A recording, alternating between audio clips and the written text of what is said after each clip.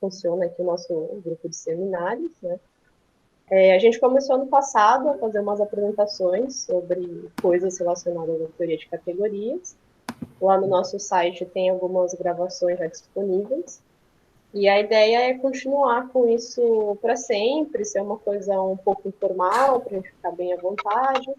Como estava um pouco difícil, né, em algum momento a gente dar continuidade com temas, cada um de repente escolhe um tema e só apresenta. A gente pensou em esse semestre fazer uma coisa meio grupo de estudos. Fizemos uma votação e aí o tema Hot ganhou. Algumas pessoas se disponibilizaram a fazerem algumas apresentações durante o semestre. O Juan foi a primeira pessoa. Então a gente vai começar hoje. Daqui a 2 semanas a gente deve ter outra apresentação, mas não precisa ser sempre sobre o mesmo tema. A gente conversa no final quem quer apresentar, que assunto gostaria de apresentar. E sempre que alguém puder falar sobre HOT e a gente estudar mais um pouquinho junto, a gente fala sobre isso. Então, acho que é isso. Vou deixar o Juan apresentar agora, apresentando o Juan, né, também. Ele é aluno de doutorado no programa de matemática do INUSP e vai falar sobre uma introdução à teoria de tipos. Valeu, Ana. Tá, então como isso aqui é um grupo de estudos, eu espero que vocês interajam comigo, senão eu vou ficar triste. Tá bom. Então, minha proposta é a seguinte. Eu quero ter um post, tem um cara chamado Bauer, né? Como é o nome dele?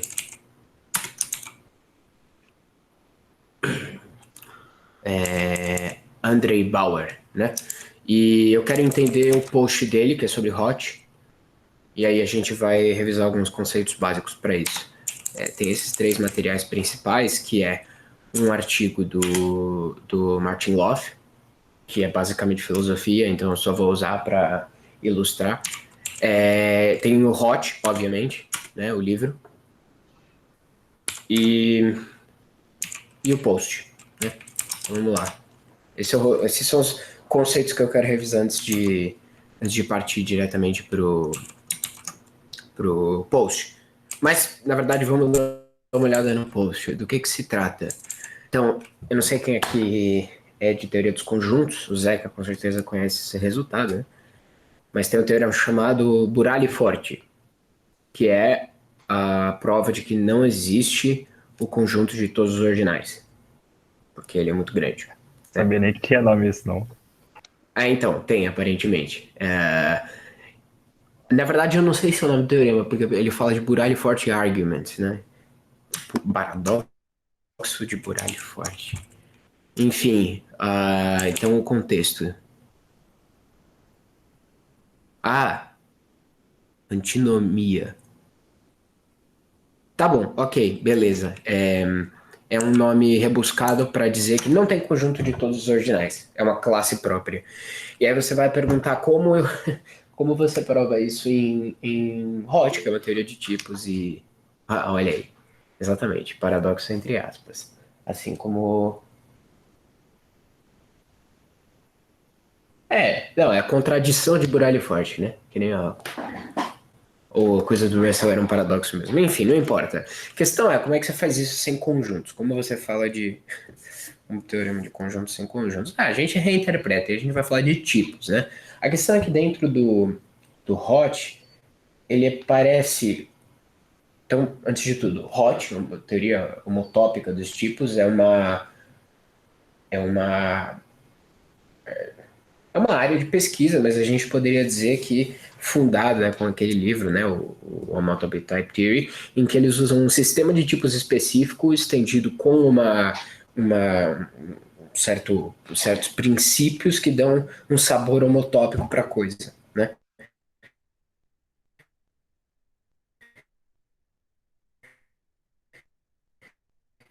E eu acho razão. Existem outros, né? Porque, como dizia o Fajardo, foi o Fajardo que falou isso, que lógica é que nem escova de dente, não tem a sua, não pode compartilhar. Então, sabe, cada um faz uma formalização. Esse post, inclusive, tem uma formalização diferente do que é o Hot, aparentemente.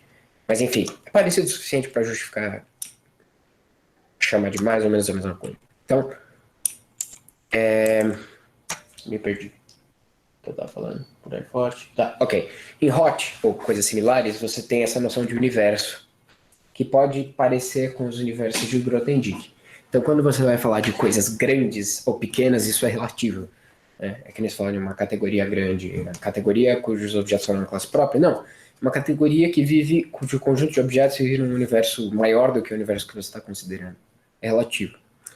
Então, Burali Forte é dizer que os ordinais de um universo não formam um tipo que vive naquele universo.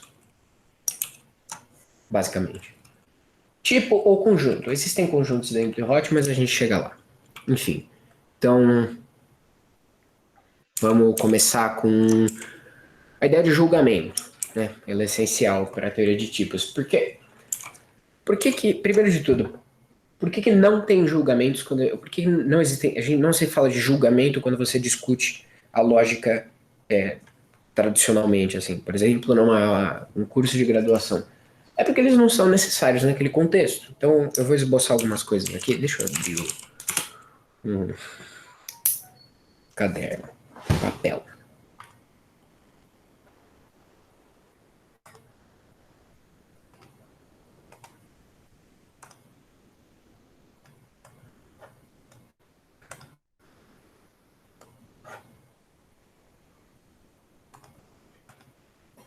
Pronto, a lousa do IME.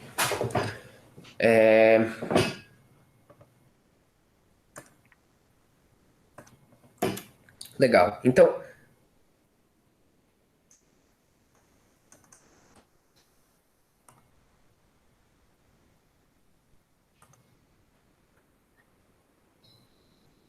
julgamentos.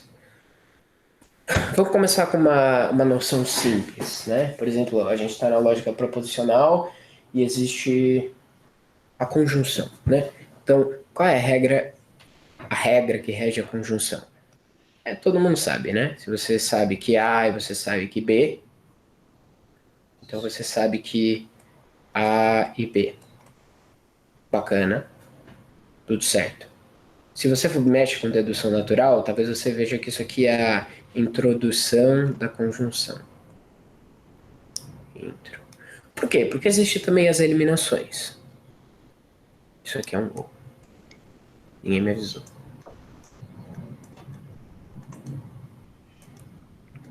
Quando você comete um erro e ninguém avisa, ou ninguém está prestando atenção, ou ninguém liga. Eu ia escrever aí. Enfim, essas são as eliminações. Bacana, tudo certo aqui, né? Qual o problema dessa maneira de escrever?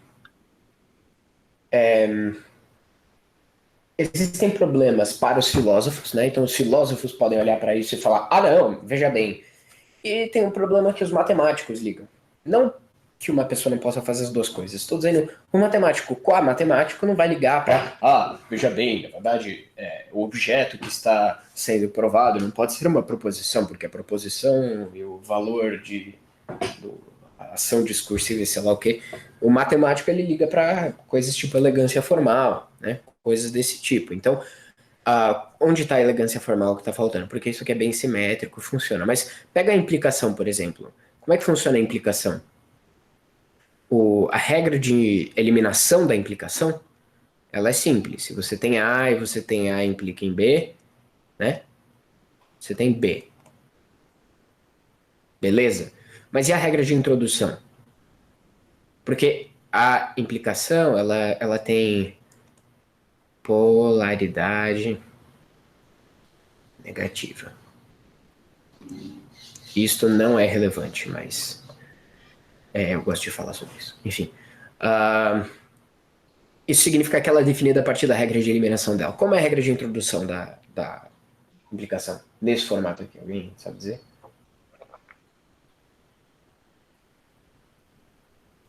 O que vai em cima?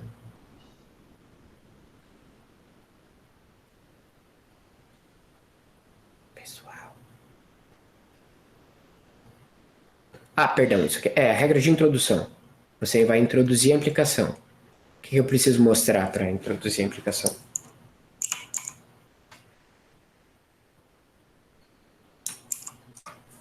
perdido. Qual parte? Sei lá o que tem que fazer. Não vale contar comigo, Juan, que eu tô sem microfone. Aí você tá falando. É, Enfim, mas eu sou uma voz na sua cabeça. Ah, eu não vou dar a resposta porque eu sei a resposta, mas. tá bom. Então, perdão, eu estava com outro pressuposto. Eu achei que vocês eram todos lógicos, mas claramente não. Eu supus coisas erradas. Enfim, vamos pensar na prática matemática corrente. Você quer mostrar que A implica em B. O que você faz?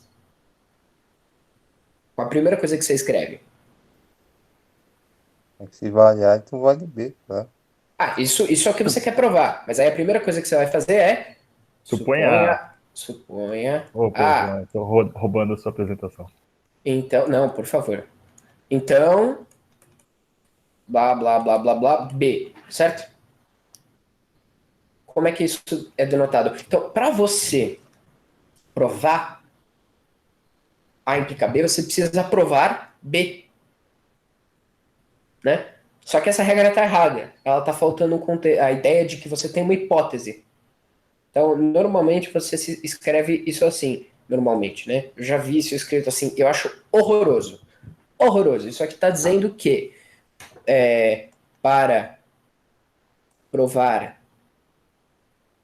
A implica B, prova-se B descarregando a hipótese A. E descarregar significa que você tem esse conjunto de hipóteses que você pode adicionar hipóteses ou tirar e tal, e aí você está dizendo que por exemplo,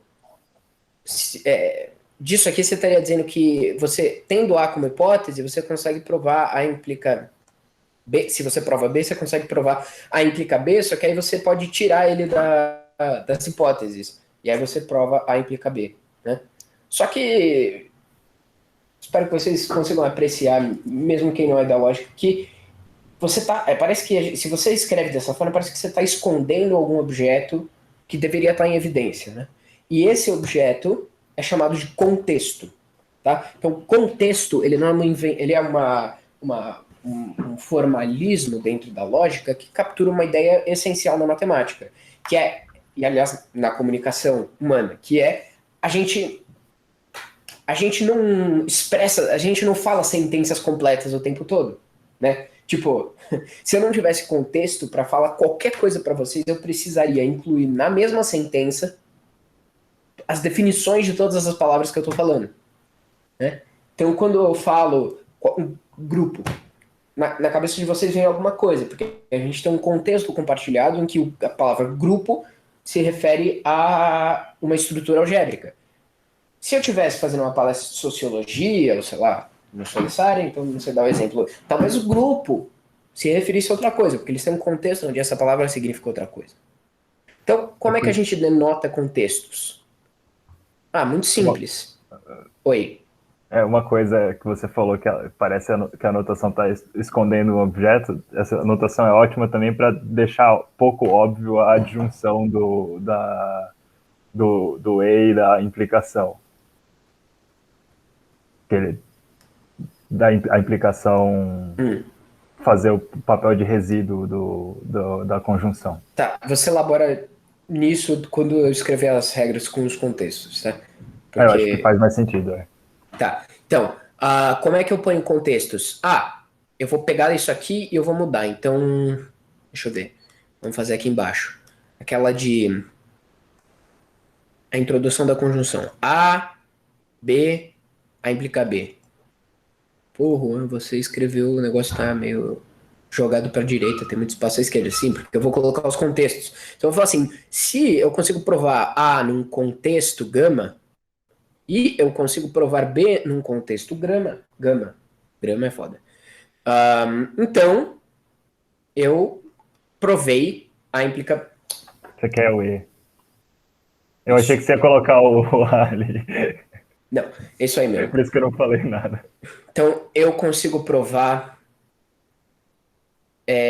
A e B. Por que eu consigo provar A e B? Não é uma coisa não contra a prova de A e B é uma prova de A e uma prova de B, certo? Isso também é parte da tal interpretação, eles chamam de BHK Interpretation. Se alguém quiser pesquisar depois. Eu não vou elaborar sobre isso, mas de novo, é coisa de filósofo, né? Quer dizer assim, o que significam os conectivos, sei lá o quê. E aí, inclusive, nesse artigo aqui do Martin Loff, ele vai falar que o significado tipo, o artigo se chama On the Meaning of the Logical Constants and the Justification of the Logical Laws. Ele chama de constante lógica exatamente os sinais do tipo e, ou, implicação, etc. E as leis lógicas são as regras de introdução e eliminação. O que ele vai falar é que as leis lógicas são o que definem os conectivos, né? Tipo, o que é a conjunção? A conjunção não é esse símbolo que eu escrevi. A conjunção é o símbolo definido por essa regra, né? E, a partir dela, eu consigo achar as regras de eliminação, que é, se tem certos princípios, né? O princípio eu não lembro como ele chama, mas você pode pensar que ele é um princípio de suficiência e um princípio de completude, uma coisa assim. Quer dizer, se eu tenho uma regra de indução, a regra de eliminação tem que me permitir tudo que eu consigo aquilo, né? Por exemplo, a regra de eliminação que eu posso incluir C de A ou B. Mas eu também não posso deixar de fora B, porque eu provei B para provar A e B. Certo? As regras de eliminação vão ser essas. Eu tenho A e B em certo contexto, tenho o quê? Claro, né? Porque às vezes eu tenho esse A e B com hipótese. Sempre A, então eu posso concluir A. Isso aqui é a projeção à esquerda, né? E a mesma coisa à direita.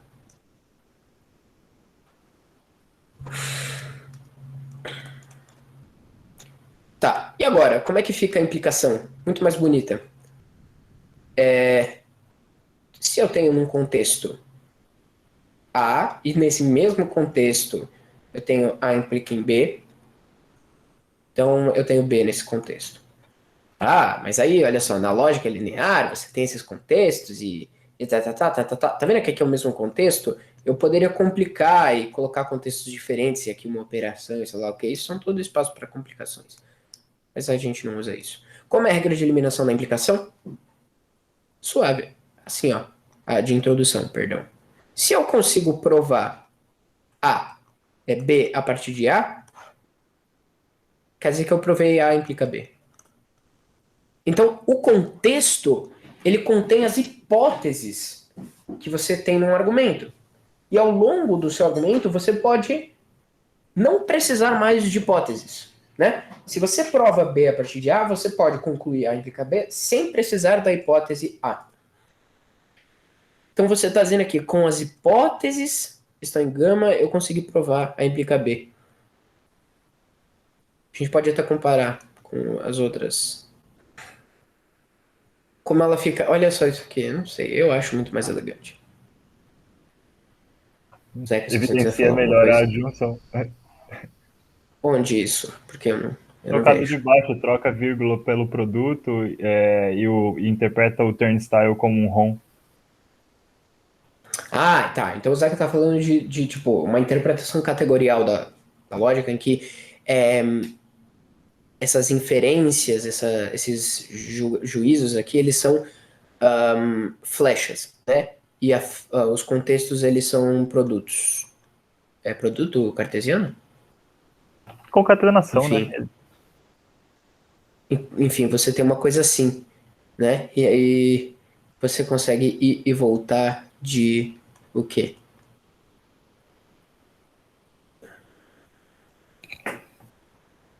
Né? Que bacana. Aprovo. Joinha. Enfim. Então, isso são contextos. E aí o contexto é bacana, porque A gente usa ele o tempo todo na matemática. Embora os contextos que a gente usa, eles são um pouco mais complicados do que isso aqui. Olha só. Suponha que eu vou definir um magma, tá? Então, o que que é um magma? Magma é um conjunto M e uma operação nesse conjunto M, certo? Isso aqui é current, tá?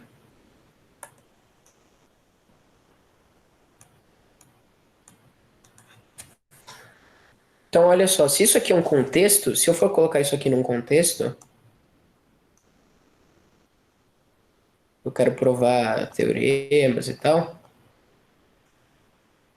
Aí você tá usando tipo já, né? Ou não? Agora eu já estou usando tipos, mas, sei lá, aqui eu tenho qualquer julgamento, né? Olha só isso aqui. Eu tenho esse cara declara uma variável que é usada aqui, certo? Então, a variável que é declarada do lado esquerdo desse cara é usada no lado direito desse cara aqui, tá? Isso aqui é chamado de dependência, como em tipos dependentes, mas a gente vai chegar lá. Enfim.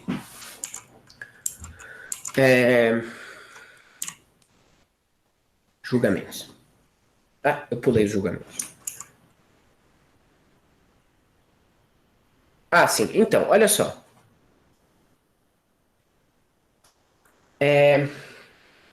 Quero chamar a atenção para vocês de uma certa simetria que o formalismo clássico não pega, que é o seguinte.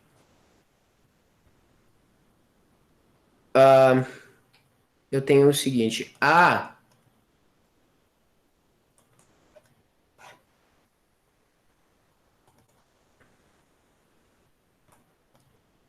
introdução da conjunção e eu tenho, sei lá, uma das introduções da disjunção.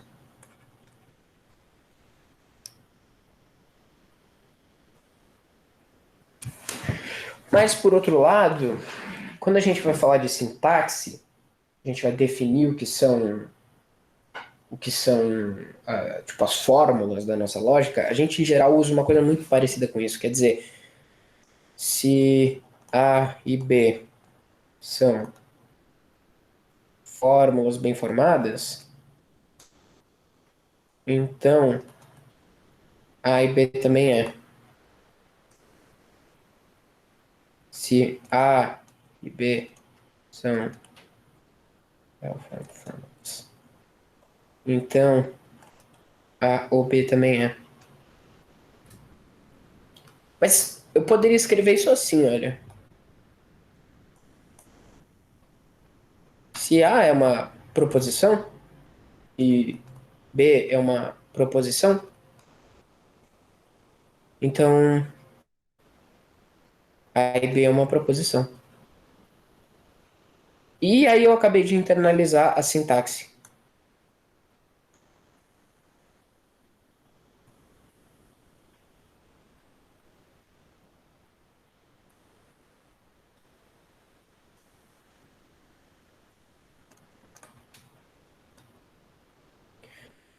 Mas aí eu me pergunto, olha só, a simetria que eu estou falando é que isso aqui não tem na lógica tradicional, mas isso aqui tem. Então, a solução, digamos, para essa quebra de simetria, e o Martin Loff, inclusive, ele fala sobre isso, né? Só que ele vai falar de uma perspectiva filosófica, né? Então ele está falando que, tipo, quando você vai provar alguma coisa, o que, que você prova? Né? Você prova uma proposição? Não, você não prova uma proposição. Você prova que aquela proposição é verdadeira ou válida, ou seja, como você quiser chamar. Né? Que ela, dentro de uma semântica, por exemplo, de prova, dizer que ela tem prova. Você prova que ela é verdadeira. Nessa semântica. É isso que ele está escrevendo aqui na tela com esses turnstiles. Só que aí ele pergunta, o que é que você... dizer que uma proposição, que uma coisa é verdadeira é um juízo. Aqui se aplica esse juízo, né? Então dizer que A true ou A prop. O que é A? Ah, é uma fórmula? Não, né? Porque, e aí ele diz, essa regra aqui da introdução da conjunção, ela deveria funcionar, seja uma fórmula da lógica proposicional, seja ela de uma lógica multimodal de sei lá quanto, não sei o quê, que são fórmulas de sistemas diferentes, mas ainda vale, né? A conjunção, ela é a conjunção, ela funciona como uma conjunção e acabou, né? Ah, mas aí a conjunção linear, isso é um outro tipo de conjunção. Essa conjunção funciona assim. Então o que ele fala é, na verdade o que vai no lugar do A, B, A e B são proposições. E o que é uma proposição? E aí, para não lidar com todos os problemas de filosóficos que ele tem, ele fala que a gente vai ter um juízo que é B é uma proposição, A é uma proposição. E esses caras aqui em cima, eu vou, na verdade, implicitamente, eu estou fazendo este juízo.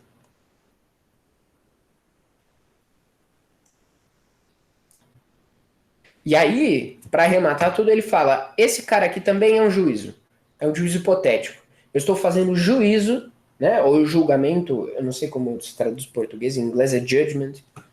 É o juízo de que, com certas hipóteses, eu consigo afirmar certa proposição. Ou, se você quiser, eu posso refutar uma proposição. O professor João Marcos, ele tem eu não sei de onde ele é, o Hugo pode me dizer, ele tem um trabalho muito bacana sobre assertions e denials, né? Então ele faz uma lógica que tem tanto asserções como refutações. É bem bacana. Tem uma mais simetria do que a gente está acostumado na lógica. Enfim, então, julgamentos, né? Julgamentos são importantes porque quando a gente fala de teoria de tipos, o que é isto aqui? Este objeto é julgamento. Né? Eu estou julgando que esse cara aqui é um juízo. Eu julgo que esse cara tem esse tipo. É diferente de falar que uma coisa é uma proposição, que uma coisa é verdadeira. Né? Embora, sob a interpretação de Curry Howard, se eu falar que tipos e proposições são a mesma coisa, isso aqui pode ser lido como M é prova de 7, ou M tem tipo 7. Ah, mas como assim uma prova de 7? Não faz tanto sentido, né? Mas quando a gente começa a ter um tipo, por exemplo, que é um tipo que associa a certos dados a igualdade, uma prova da igualdade entre A vezes B vezes C igual a A vezes B vezes C. Agora eu posso ver isso aqui como uma proposição, e o termo, ele é uma prova. Enfim. Assim, eu estou falando um monte de coisa que pode ficar um pouco confusa, mas eu estou introduzindo esses materiais, tá? A ideia é que depois vocês vão abram esses materiais aqui, que estão todos disponíveis, e, tipo, leiam, se aprofundem e tal. Eu só estou... Pode ser aqui. Tirando essas coisas do caminho, a gente pode olhar para o Hot. O Hot, ele tem muito bacana que apresenta a teoria mais formal. Eu acho, assim, a gente não trabalha com uma teoria formal na hora de mexer com as coisas. Mas para você chegar a entender a teoria informal, eu acho que a teoria formal é muito útil. Porque a teoria formal, ela tira ambiguidade das coisas, né? Então, Formal Type Theory. Eles têm muito blá blá blá e tal, mas olha só, eles começam a falar já de contextos, né? Olha só.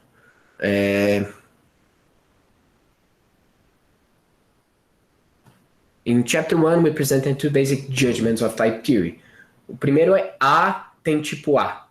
Azinho tem tipo Azão. Né? Ou A é uma prova de... Enfim. O segundo, esse é interessante, que uma das coisas que confunde muito quando você começa a aprender a Hot, na verdade a teoria dos tipos de Martin-Löf, é a igualdade. Ela é bem confusa, né? Tipo, como funciona isso? Existe uma diferença entre... Existem dois tipos de igualdade na teoria. Uma que é a igualdade proposicional, que eles chamam, e a outra é a igualdade judgmental, né? Como eu poderia traduzir isso? De juízo. Igualdade em juízo. Igualdade por Igualdade juízo. judicial. Como é? Talvez igualdade por juízo. Seja, não sei. Pode ser. Igualdade por juízo. Ou juízo de igualdade.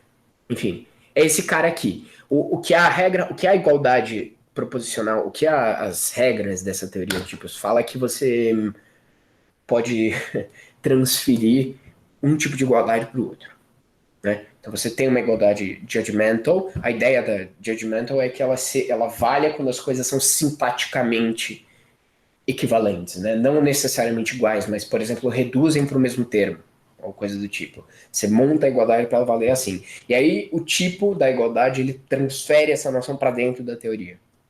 Mas enfim, vamos ver aqui. Juízos, blá blá blá, blá blá blá, e aí eles têm várias regras e tem os universos, né? E eu fiquei de falar do agora. Universos.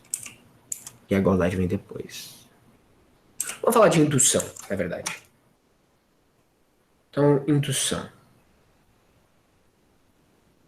Eu sei que quando vocês vão falar de indução, vocês pensam nos números naturais imediatamente. Ou se vocês forem estranhos, que nem o Zeca, você pensa nos ordinais. Sem ofensa, Zeca. Ele não pode comentar porque ele tá sem microfone. Enfim. O que é indução? Tô descascando o fio aqui no chão pra conectar o negócio no computador, o cara falando mal de mim. É um absurdo. Tive que levantar pra me defender. Isso. Ótimo. Enfim, interação.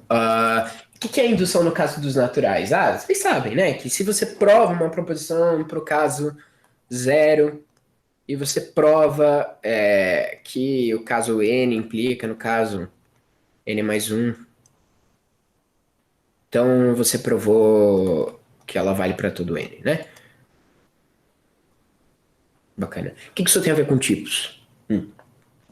Quando a gente vai trabalhar dentro da teoria do Multiple Type Theory, ou em geral qualquer teoria que tenha tipos indutivos, a gente define os números naturais, e aliás, na própria aritmética de Peano e tal, os números naturais são definidos assim. Você fala que os números naturais são gerados por uma constante chamada zero e uma operação de sucessor, que pega um número natural e manda para um número natural. Agora, cadê o resto dos axiomas, né?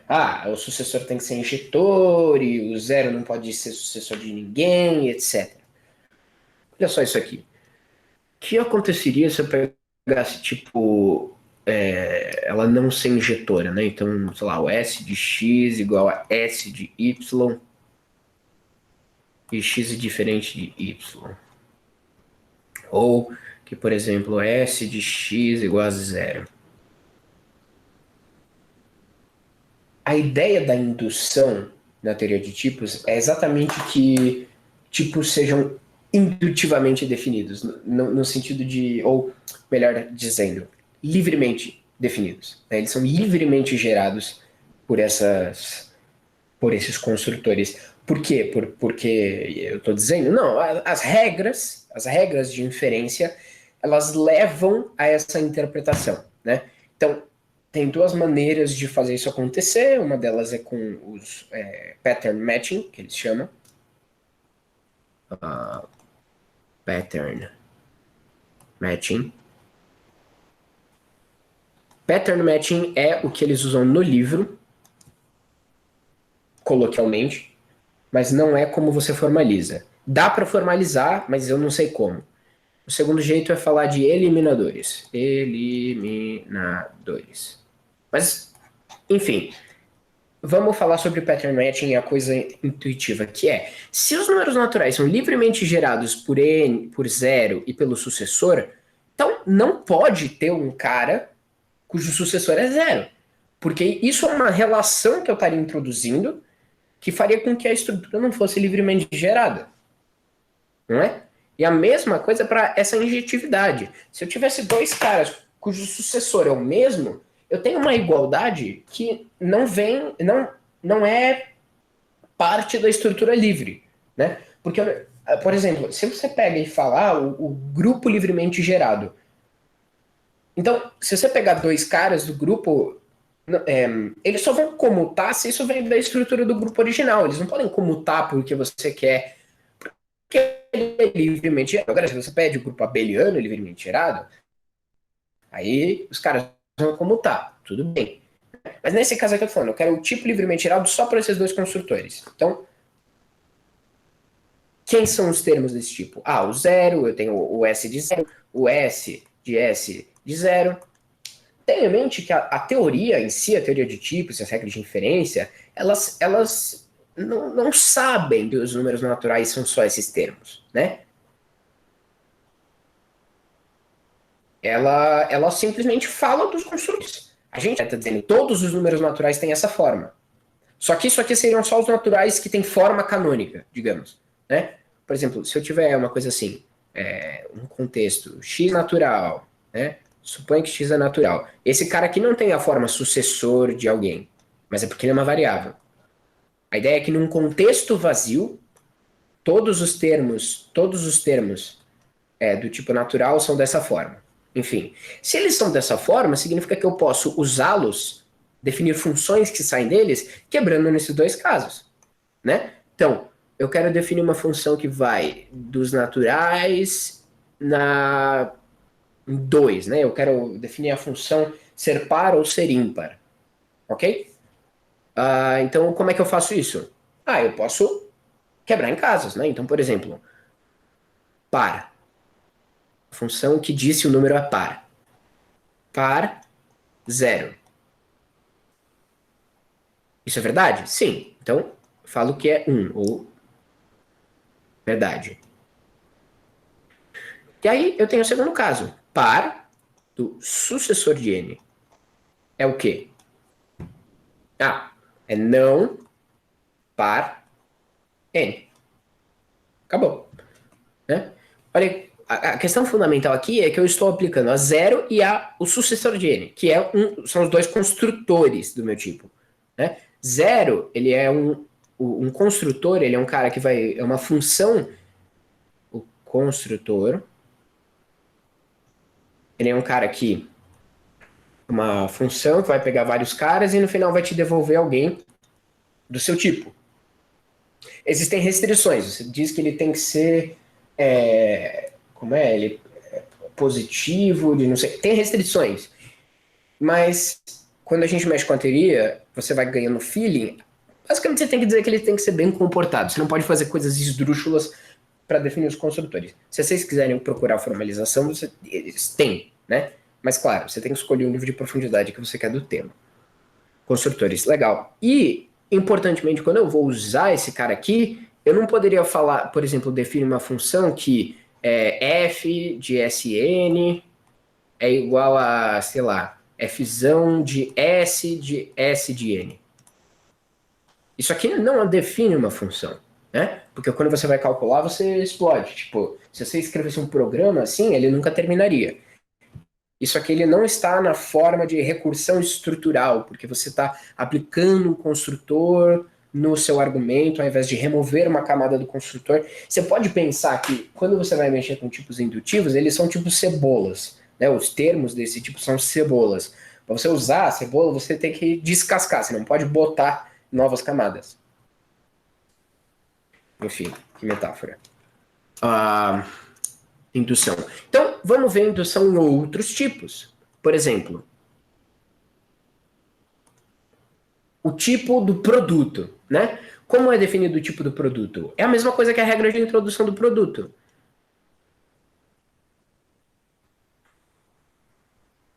Se eu tenho dois tipos, eu tenho o tipo produto. Então, se eu tenho um cara A do tipo A e eu tenho um cara B do tipo B, então eu tenho um cara AB do tipo AB. Essa é a minha regra de introdução e ela é o meu construtor.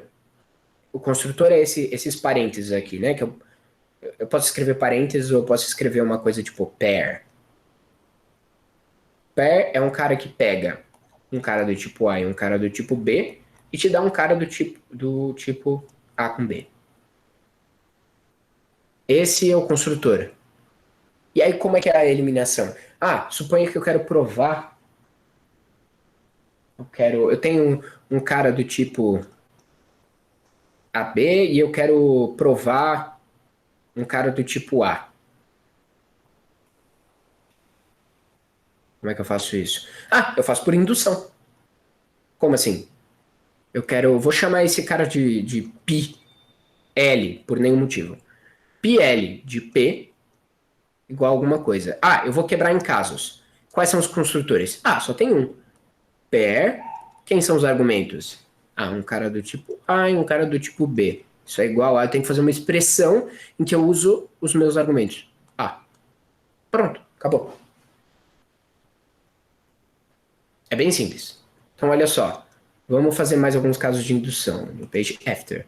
A conjunção, né? O produto. Coproduto é assim. Se eu tenho o mais, né? Se eu tenho um tipo e eu tenho um tipo, eu tenho outro tipo, que é o coproduto, né? Que ele manda A e B em A mais B. Tá. Quais são os construtores desse cara? Alguém consegue arriscar uma hipótese?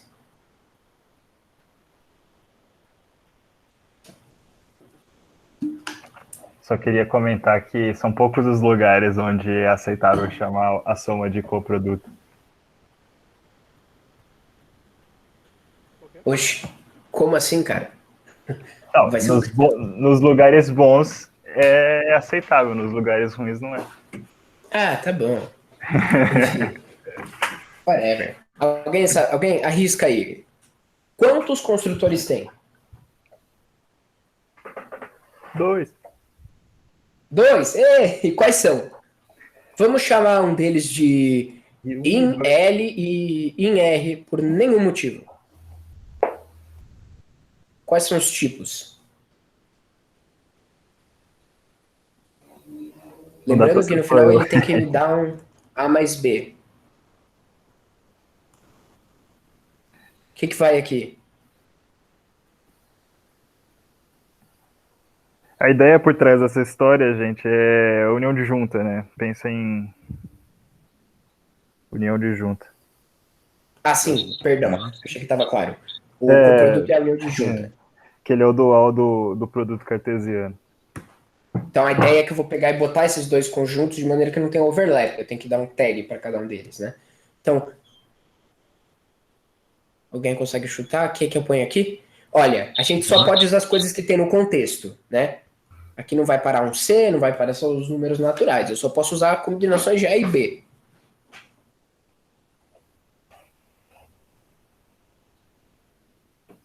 Não há não? Tá. O que é, James?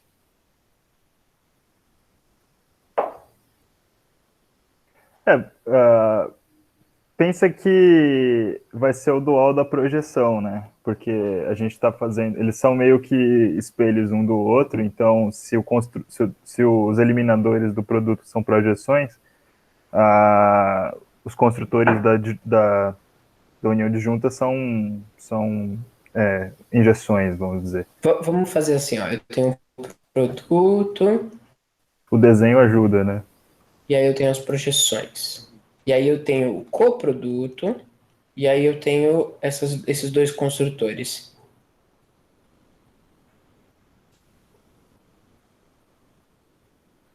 Vamos lá. Aê! E aqui?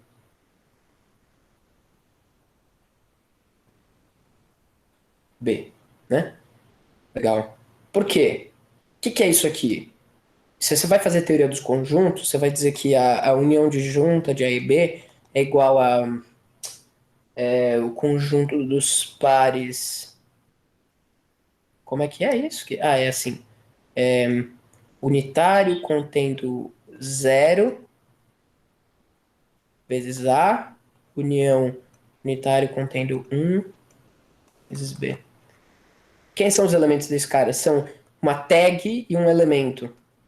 Se a tag é 0, esse cara tem que ser do A. Se a tag é 1, esse cara tem que ser do B. É a mesma coisa aqui, só que as tags são os construtores. Então, vamos usar indução com esses fulanos. Então, eu tenho um cara da união disjunta. Intuitivamente, eu falo assim, ele é um cara do coproduto, né, da união disjunta. Ou ele está em A, ou ele está em B. Então, para provar alguma coisa sobre ele, eu posso quebrar em dois casos. O caso em que ele é A e o caso em que ele está em B. Que é exatamente o caso dos dois construtores, né? Então, eu quero, por exemplo, provar... Eu quero provar que eu consigo construir B mais A, né? Que isso aqui é comutativo. Então, comutativo. Comutativo. Vamos escrever dois casos, né? São dois casos. Um deles é esse. E o outro é este. Então, vamos lá. Eu tenho esse A, eu tenho esse B, e eu quero construir um cara de B mais A. Eu posso, sei lá, só construir, né? É bem direto. Porque, né, eu tenho um cara de A, então eu posso construir um cara de B mais A. É a mesma coisa aqui.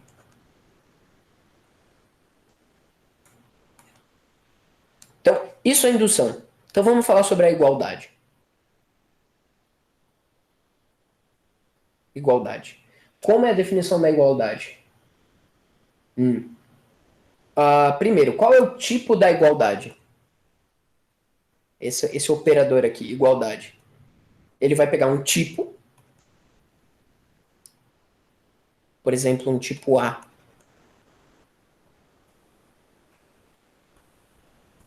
E vai pegar dois caras, x e y, que estão nesse tipo A, e vai devolver um tipo.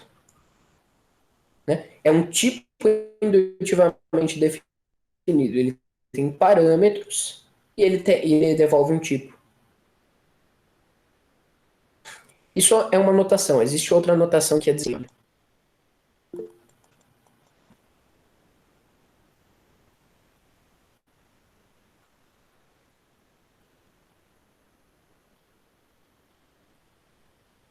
Não preciso desse x e y.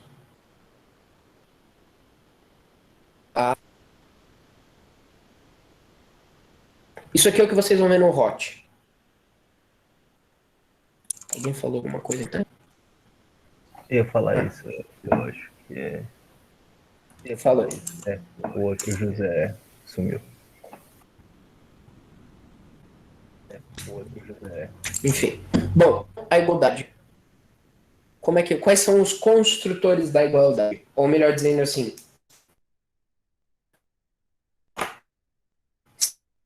construir um para eu fornecer um cara, construir um cara com o produto, eu preciso fornecer ou um outro.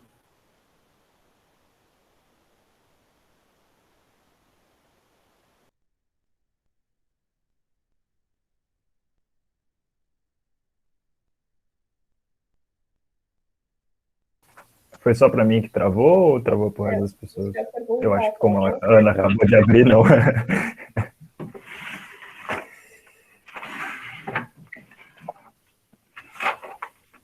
Será que ele está continuando lá? Deixa eu... Vou mandar uma mensagem para ele. Travou. Eu já volto. Inclusive ele explodiu. Aí. É ruim como ele estava na lousa, às vezes cai e nem percebe. Você já mandou a mensagem para ele?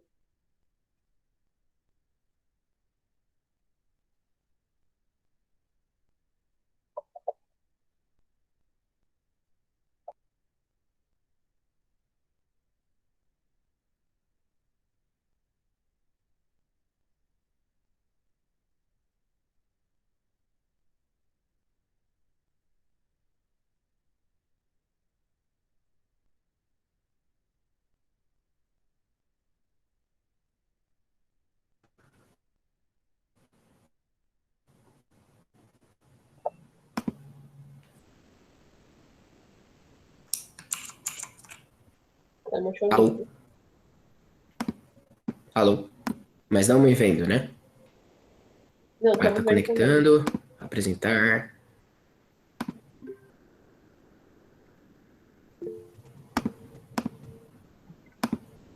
Confesso que eu fiquei falando sozinho alguns minutos antes. Acho que Ai, não ai. chegou a dar 1 minuto, não se preocupa. Enfim, vocês estão vendo minha Por tela? enquanto, não. Você tá vendo a tela?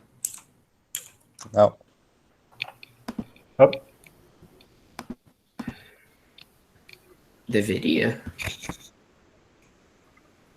não tá subindo o negócio?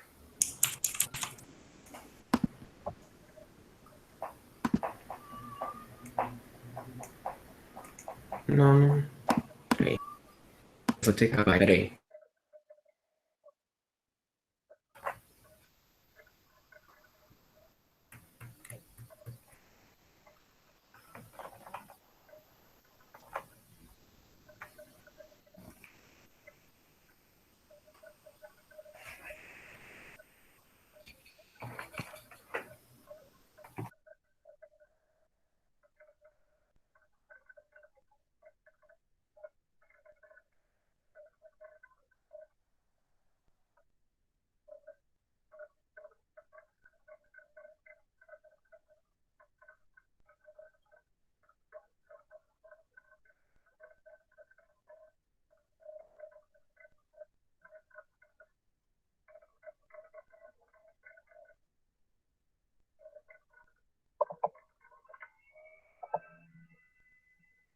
Oi. Oi, estamos te ouvindo e vendo. Agora vai.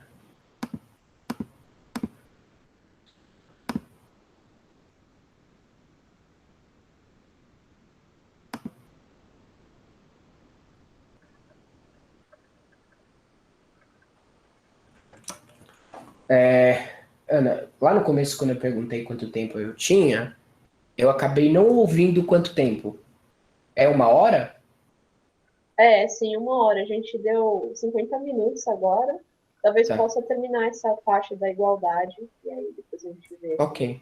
Porque eu realmente não vou chegar a nenhum lugar perto do que eu queria. Mas tudo bem. Então vamos lá. Igualdade. Ah,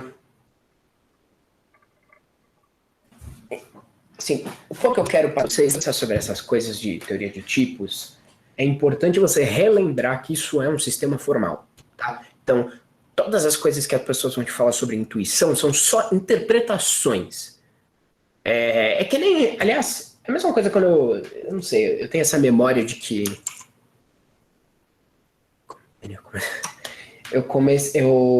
eu tava, eu lembro de quando eu era mais ou menos, e eu lia sobre coisas de física moderna, né? E era uma coisa assim, cara, como pode, né? O que significa isso? Não era nem que eu não chegava a entender, assim, não acreditar no que eu tô falando aqui, não faz assim. A luz onda é uma partícula. O que isso significa? Só quando entra na matemática. É que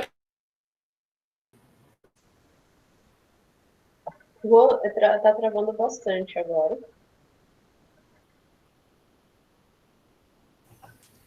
É a maldição da física moderna. Foi falar de física moderna, deu nisso. É.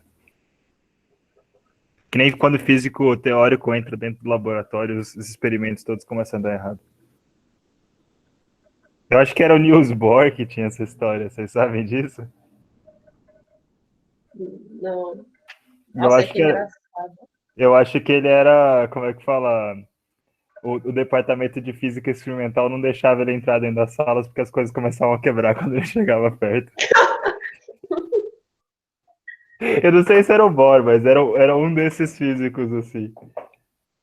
Eu só queria comentar que eu achei muito louco o Mitch caindo do Juan e ele transmitindo a tela que ele estava Que sem perdeu a conexão. conexão. Isso foi, assim, highlight do ano. Ainda bem que tá gravado, pra gente não ficar parando de louco, porque não é possível, como assim? Ai, ai. Mas eu tenho essas coisas assim esquisitas em vários programas, tipo no Discord, aqui em casa, às vezes ele perde a conexão e aparece tipo, você perdeu a conexão. E eu só entro no chat e saio de novo, ele volta. Ou seja, tipo, não perdeu, é só que era arbitrário mesmo. Tá no Selfies do celular, é Juan, isso? Acho que eu acho que o sim. Juan vai encerrar pelo celular. Oi, Só que você tá. Ah, tá agora pelo foi. celular. E eu tenho uma lousa. Opa, opa.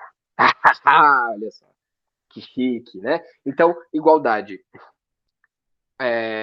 Falando sobre a igualdade, vocês têm que lembrar que isso são sistemas formais, certo? Então, todas as interpretações que a gente fala se referem às propriedades computacionais da coisa. Então, uma coisa que vocês vão ler é que, você prova a igualdade quando duas coisas são de fato iguais. Que merda significa isso? Significa que você consegue provar que duas coisas são iguais quando elas são judgmentally equal, né? Quando elas são iguais de acordo com aquela igualdade judgmental. E essa igualdade, ela é definida, as regras de inferência são definidas para ela ser uma congruência dos construtores.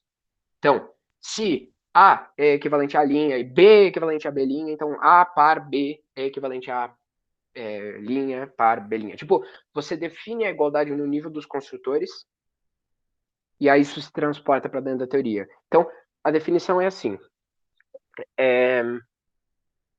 A igualdade, ela é um cara que... Eu vou colocar um parênteses em volta só para não ficar esquisito, né?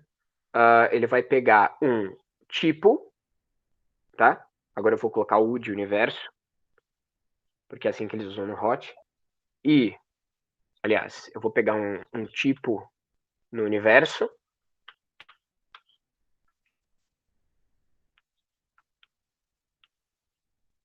certo? E eu vou pegar dois caras de A, e aí eu retorno um universo. Esse universo é o mesmo desse? Porque, né, aqui tem uns índices. E linha. É o mesmo? Não faço ideia. A questão é que a maior parte das definições que a gente usa, elas dão certo no final. Né?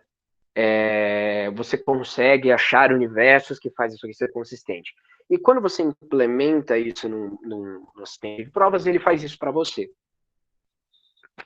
Então a gente costuma não ligar. Se você suspeita que tem uma inconsistência de universo, você pode ir lá e calcular e fazer o que eles chamam de elaboração. Né?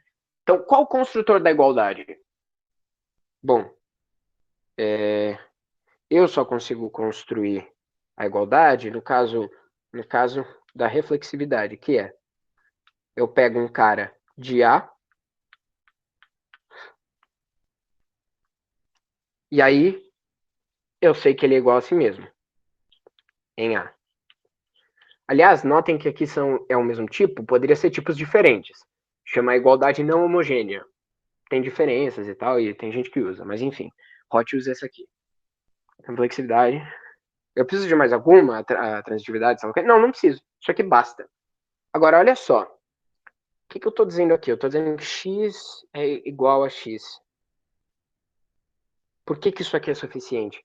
Para eu mostrar, por exemplo, que, sei lá, lambda x, fx é igual a f, né?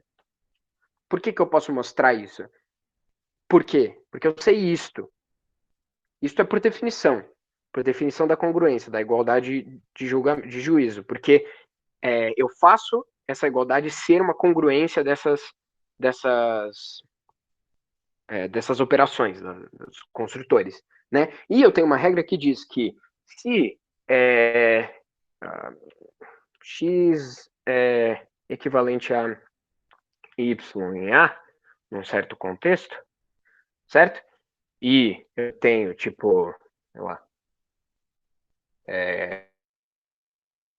que eles usam, mas você poderia dizer assim, e aí eu tenho T, um cara, num certo contexto, eu tenho que... O que eu vou escrever agora está errado, mas passa a ideia do que é o certo, né? Que é o seguinte, B de x. Eu tenho um elemento de B de X. Certo? Então, eu posso substituir e falar que, nesse contexto, T é um elemento de B de Y. Certo? Tem essa regra aqui, que é uma congruência, digamos, a regra de substituição, que isto aqui, quem é equivalente é idêntico.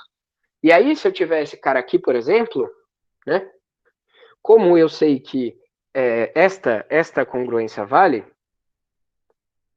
eu posso substituir um X, ou, por exemplo, se eu tiver uma coisa assim, F é igual a F, eu posso substituir um deles por esse cara. Né? Agora, a gente fala isso tudo quando você está usando a teoria? Não, você não fala. Você só simplesmente fala, a gente sabe que esses dois caras são o mesmo, então eu posso trocar ali. Né?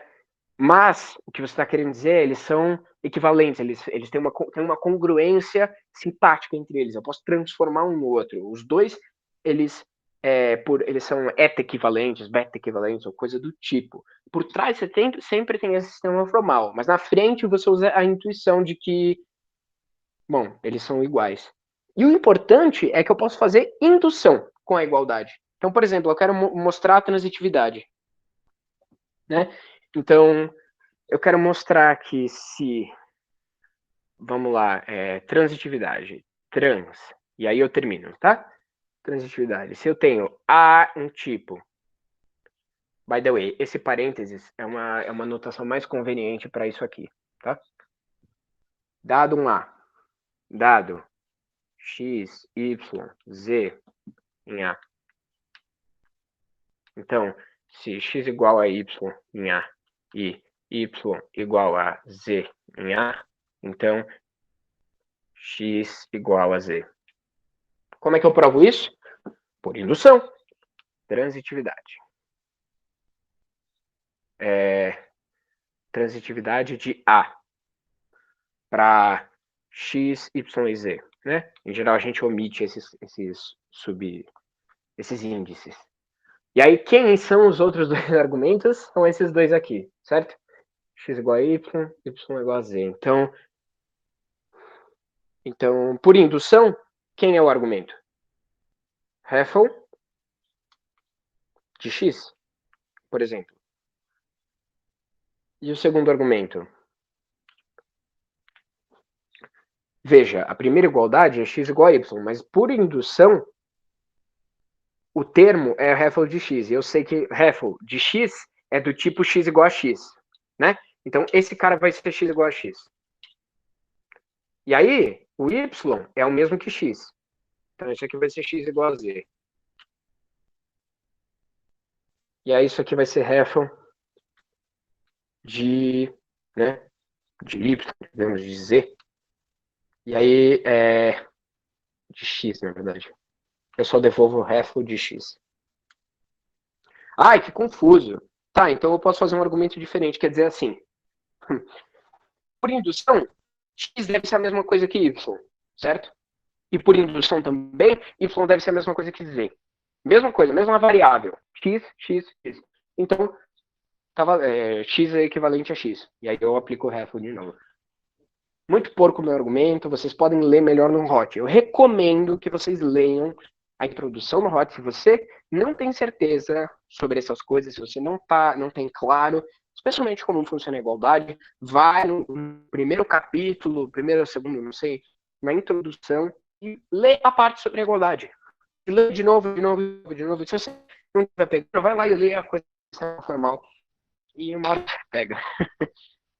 Infelizmente é assim, né? Você só pega na prática.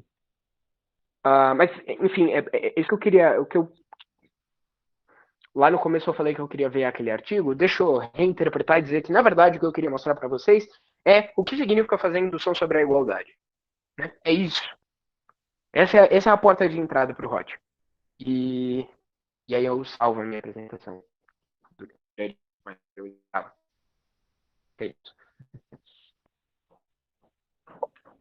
Quem quer perguntar alguma coisa? Muito obrigada, Juan. Eu gostei bastante da apresentação e obrigada também pela determinação de terminar com a apresentação, mesmo que seja pelo celular, como se tinha uma lousa aí. Vou perguntar primeiro se tem alguma pergunta do pessoal, senão eu vou fazer uma pequena pergunta também. Alguém quer falar alguma coisa? O Zeca levantou a mão. Funciona agora?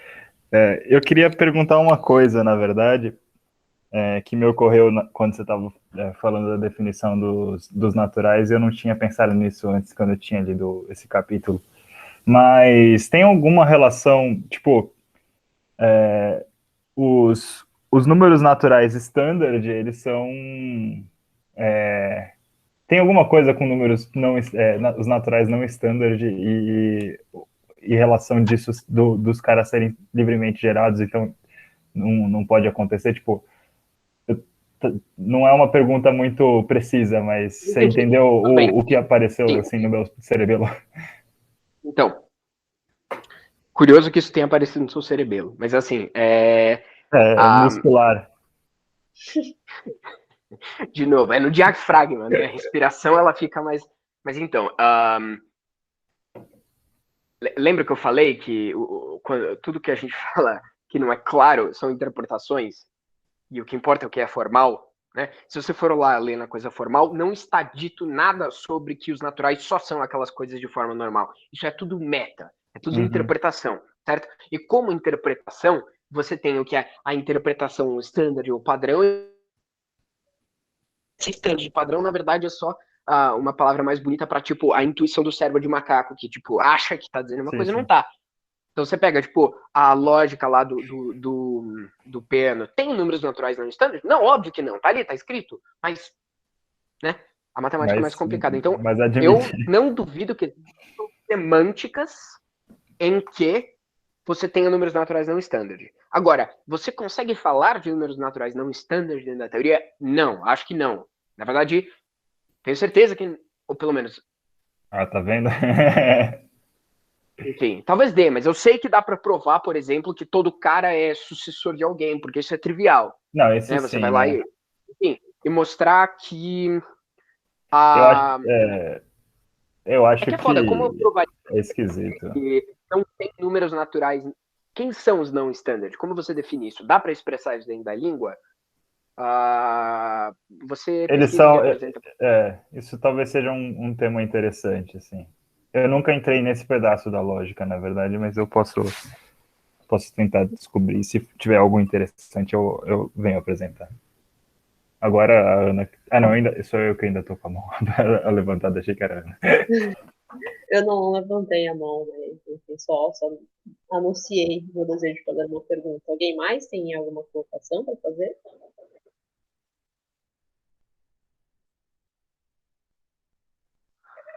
Mas não deve derivar. O Hugo falou alguma coisa. O chat não abre para mim. Alguém pode ler para mim. Mas Tá. não deve derivar a ômega regar. Eu não sei. Ômega regra. Regra. Qual é a ômega regra? Isso é coisa de ômega consistência ou não tem nada a ver? Eu não conheço Eu nunca ouvi esse esse termo. nome. Ômega consistência? Qual é a parte da ômega consistência mesmo? Mas a ômega consistência tem a ver lá com a lógica de primeira ordem, que se você prova uma fórmula para todos os números naturais, então essa tem que valer o para todo, vale aquela fórmula, não é isso?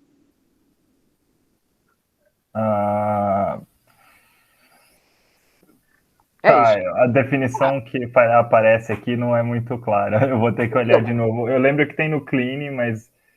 Olha, ômega consistência é uma propriedade metateórica. Sim, ela é sobre teorias, né? Ele caiu. O Hugo? Não, Juan. Enquanto ele falava...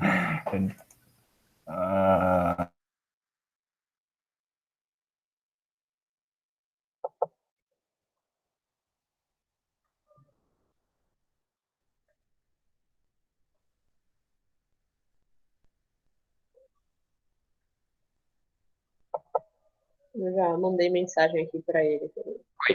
Opa, voltou. Sabe o que aconteceu? Eu tenho um aplicativo no meu telefone que ele é um tracker blocker. Ele bloqueia todo tipo de rastreamento e espionagem.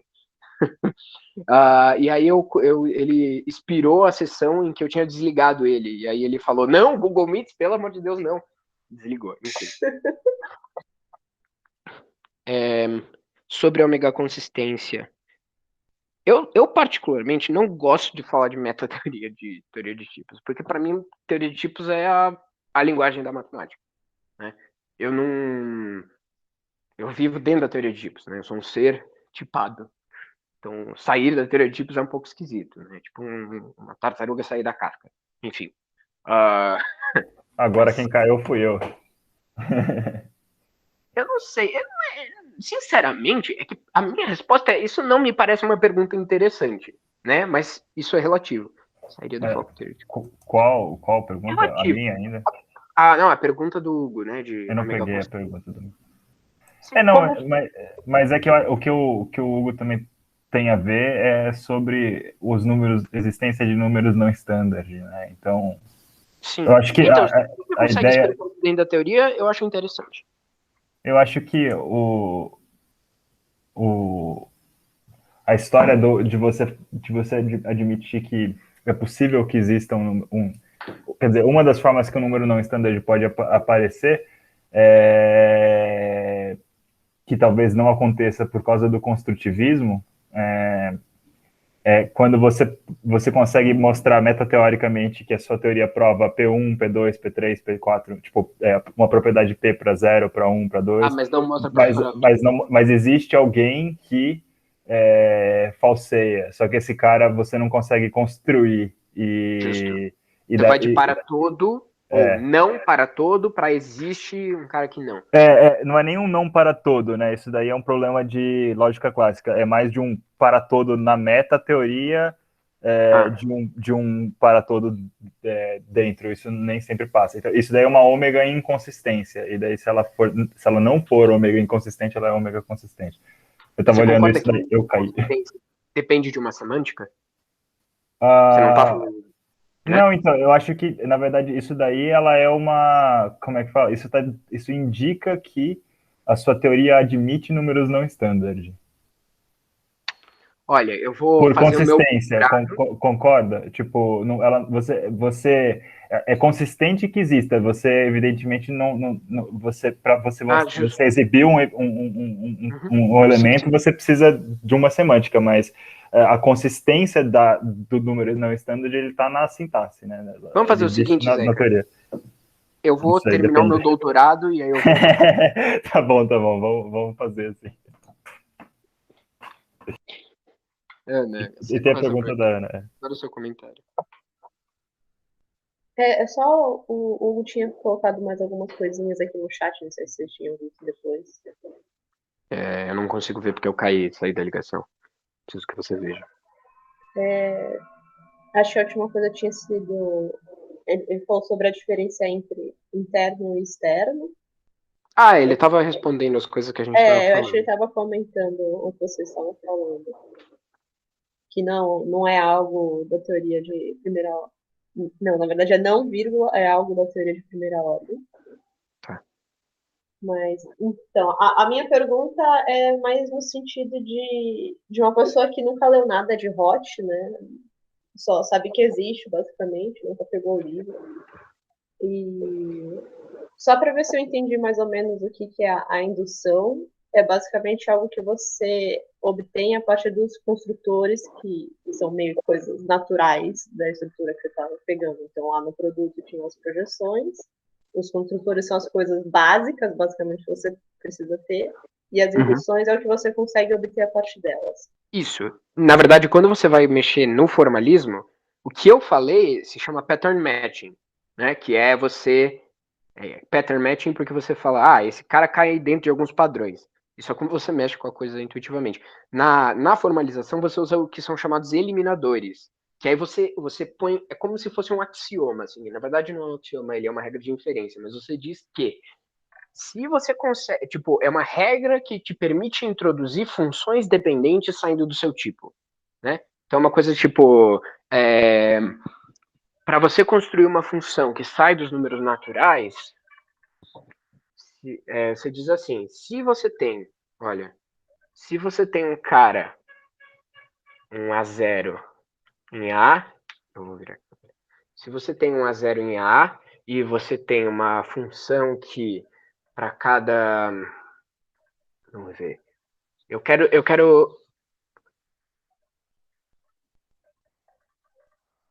tá, eu não lembro os detalhes, mas você vai lá na, aliás, o Hugo precisa sair. Tchau, Hugo. A gente se fala.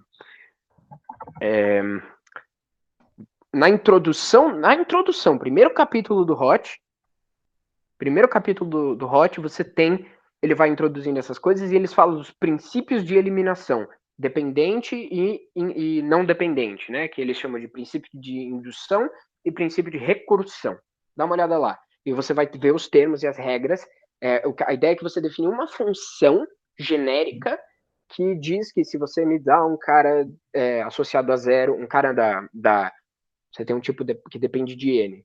Se você me dá um cara que habita o nível 0, e se você me dá uma função que pega um cara do nível N, me dá um cara do nível N mais 1, então eu te dou uma função escolha, basicamente. Legal. E aí eu fiquei, no livro de Roth, tem alguma coisa mais, sei lá, onde que você aplica Roth no resto da matemática? Se tem alguma coisa exemplificando, tem umas coisas assim. Olha. Beleza. Tem aqui. Você acha que eu não tinha o livro físico? Tem os. Aqui. É muito bom, que é o seguinte: a primeira parte do livro ela se chama Foundations. E a segunda parte do livro se chama Matemática. Ótimo. Aplicações à teoria da homotopia, teoria das categorias, teoria dos conjuntos e um pouquinho de análise. Legal. Então ele constrói os Dedekind, Cauchy, sei lá o que, os números surreais, esse é legal. Esse é bacana. Recomendo a leitura. Acho que ninguém mais deve ter nenhuma pergunta. Já perguntei isso algumas vezes, então eu vou parar a gravação aqui.